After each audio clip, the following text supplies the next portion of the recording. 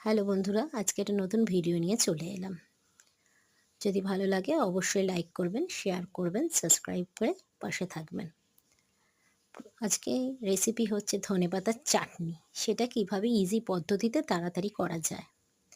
প্রথমে আমি একটা মিক্সার জার নিয়ে নিলাম।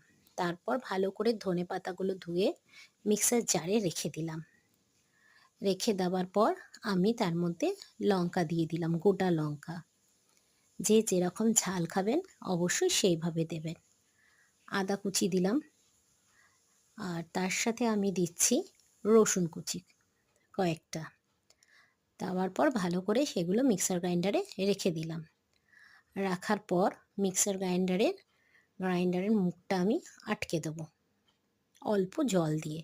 তাই পরিমাণ মতন জল দিলাম, বেশি না। খুব বেশি দিলে হবে না, ধনেপাতা দিয়ে তো এমনিই জল বেরোয়, তাই একটু কম পরিমাণেই জল দিতে হবে। এবার আমি গ্রাইন্ডারে ভালো করে পেস্ট করে নিলাম। নাবার পর আমি একটা বাটির মধ্যে ঢেলে নিচ্ছি।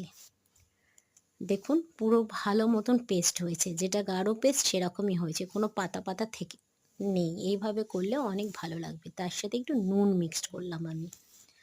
নুনটা অনেকে গ্রাইন্ডারের মধ্যেও দিয়ে দিতে পারেন। তারপরে আমি লেবু দিচ্ছি। লেবু ভালো করে দিলে একটু টক টক লাগবে, ভালো লাগবে, খুব বেশি না। আমি একটা টুকরো দিয়েছি লেবুর। দেওয়ার পর এটাকে ভালো করে আমি মিক্স করছি। আর লেবুর দানাগুলো অবশ্যই ফেলে দেবেন, নয়তো মুখে তিতো লাগবে। আমিও ওগুলো তুলে ফেলে দিয়েছিলাম। এইভাবে ধনেপাতার চাটনি করলে অনেক ভালো লাগবে। আর তার সাথে যদি অল্প পরিমাণে চিনি দেওয়া হয় সেটাও ভালো লাগবে। আমি এর সাথে একটু সর্ষের তেল মিশিয়ে নিলাম।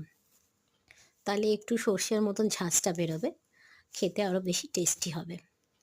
আর তার সাথে আমি মিশাচ্ছি অল্প একটু চিনি। সেটা আমি দেখাতে পারিনি, কিন্তু আমি চিনি দিয়েছি হালকা করে। তাহলে নুন আর চিনির লেভেলটা ঠিক থাকে। এইভাবে ধনেপাতার চাটনি করে দেখুন বন্ধুরা, অনেক ভালো লাগবে খেতে।